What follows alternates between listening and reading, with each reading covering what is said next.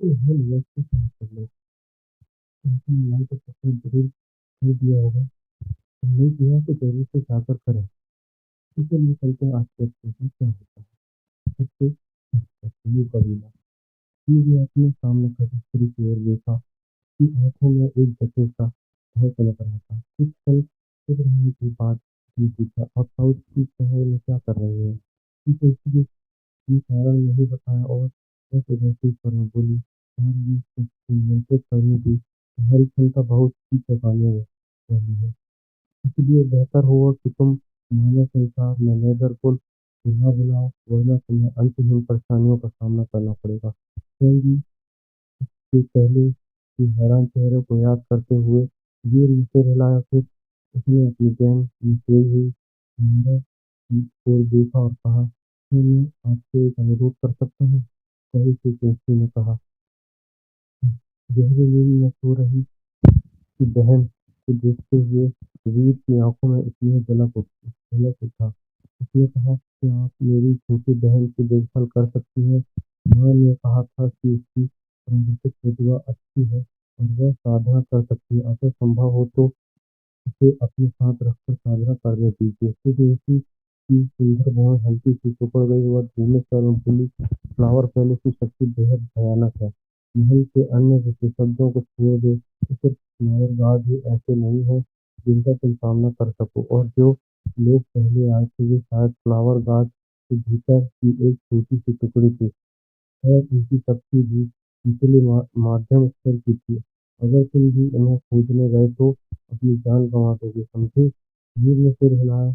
मैं इतना मूर्ख नहीं हूँ। माँ ने हमें बचाने के लिए बहुत बड़ी कीमत चुकाई है, इसलिए मैं अपनी जान यूं ही नहीं दूंगा। मैंने अपनी छोटी बहन के लिए साथ भेजने का अनुरोध इसलिए किया क्योंकि मैं चाहता हूँ कि वह मजबूत बने। हर समय मैं उसकी रक्षा नहीं कर सकता, उसे अपनी स्वयं की शक्ति चाहिए। और अगर यह तलवार संप्रदाय में शामिल होकर वही रहती है तो मुझे नहीं लगता कि फ्लावर पैलेस कहाँ वह भाई घुसने की हिम्मत करेगा। यह सुनकर सुकिंसी के मन में हल्का सा सुकून आया। उसने सिर हिलाया। मैं ऐसा कर सकती हूँ, धन्यवाद, वीर ने गंभीर स्वर में कहा। सुकिंसी ने हाथ हिलाकर हरी तलवार उसके सामने क्षैतिज रूप से आ गई। उसने कहा, नेदरवुल्फ को वापस बुला लो। ये तुम्हें और तुम्हारी बहन को तलवार संप्रदाय ले चलती है। वीर ने सिर हिलाया। मेरी बहन को ले जाइए, मुझे अभी साउथ की शहर में कुछ काम निपटाने हैं। चिंता मत कीजिए, मैं कोई मूर्खता नहीं करूंगा। सुकिंसी ने वीर को गहराई से देखा, फिर उसकी बहन को लेकर चली गई।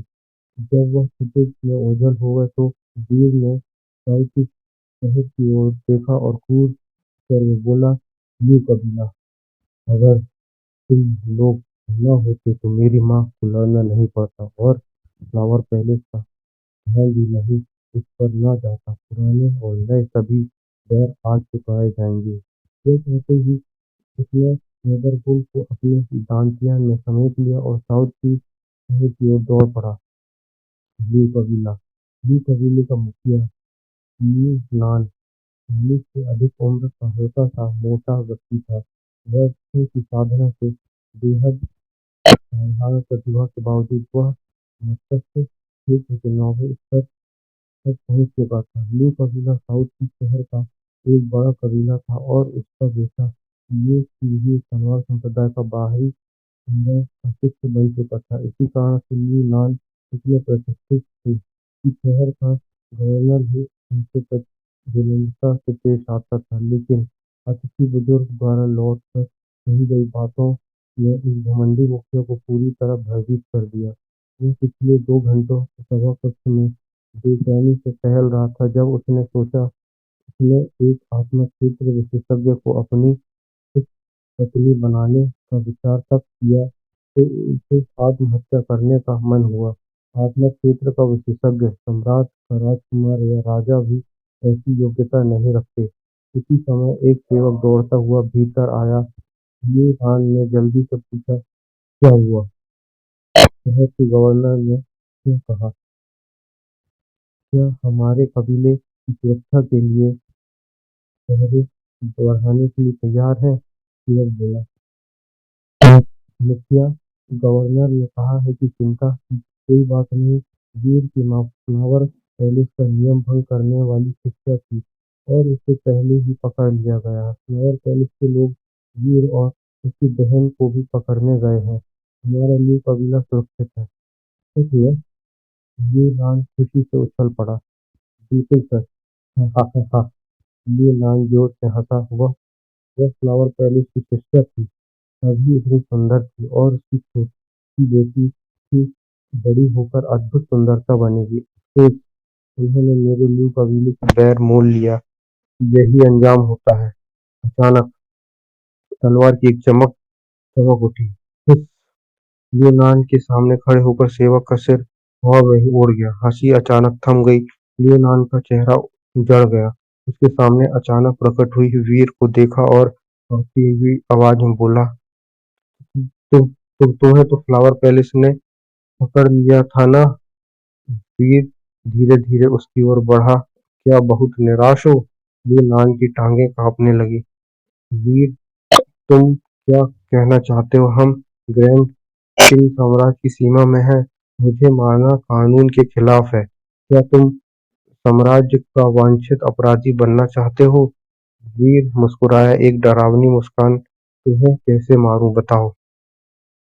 उसके दिल में मानो चाकू चल रहे हों। किसी व्यक्ति ने उसके परिवार को हमेशा दबाया, माँ को उपपत्नी बनाने के लिए अत्याचार किए और आज उसी के कारण उसकी माँ पकड़ी गई थी। पहरेदार, पहरेदार, यूनान ने चीख पड़ा। चिल्लाने की जरूरत नहीं, वीर ने बोला। तुम्हारी सभी अतिथि, बुजुर्ग और कबीले के सदस्य मर चुके हैं। हाँ, मैंने ही मारा। अब सिर्फ तुम ही बचे हो। ल्यूनान की आंखें फटी की फटी रह गई। तुम शैतान, क्योंकि तुम्हें नहीं छोड़ेंगे। ग्रैंड किंग साम्राज्य तुम्हें नहीं छोड़ेगा। चिंता मत करो, वीर बोला। मैं भी तुम्हें नहीं छोड़ूंगा। तलवार चमकी। ल्यूनान का सिर गिर गया। वीर बाहर निकला, जलते हुए ल्यू कबीले की हवेली की ओर देखते हुए बोला, जो मेरे अपने को नुकसान पहुंचाएगा, मैं उसे 100 गुना लौटाऊंगा। उसी समय काले कवच में सैनिकों ने उसे घेर लिया और एक भव्य वस्त्र पहने अधेड़ व्यक्ति आगे आया। तुम तलवार संप्रदाय के बाहरी शिष्य हो।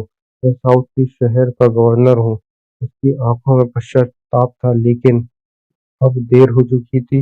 उसने ठान लिया था कि वीर को यहीं खत्म करना होगा। वीर, गवर्नर बोला, तुम्हें किसी कबीले का संहार करने का अधिकार नहीं। तुमने साम्राज्य के कानून को तोड़े हैं। पहरेदार, इसे पकड़ो। जैसे ही सैनिक सैनिक बढ़े, वीर हिला। तलवार चमकी। गवर्नर का सिर हवा में उड़ गया। सभी स्तब्ध रह गए। जब वे संभले तो सैनिक झपटे, लेकिन रुक गए, क्योंकि वीर के हाथ में अचानक एक निशान प्रकट हुआ। ताबीज गुरु संघ।